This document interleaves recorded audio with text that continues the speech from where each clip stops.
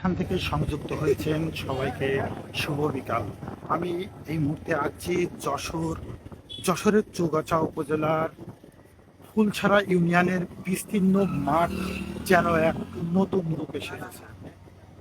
টানা বৃষ্টিতে প্রায় 1500 থেকে 1600 বিঘা ফসলি জমিতে পানি জমে তৈরি হয়েছে এক মনোমুগ্ধ করা প্রাকৃতিক দৃশ্য। আপনাদের দেখালে কিন্তু আপনারা দেখতে পাচ্ছেন।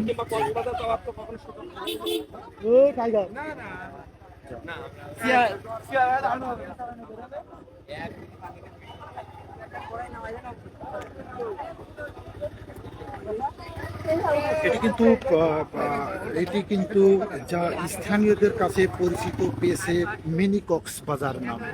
আপনাদের দেখালে কিন্তু আপনারা দেখতে পাচ্ছেন যে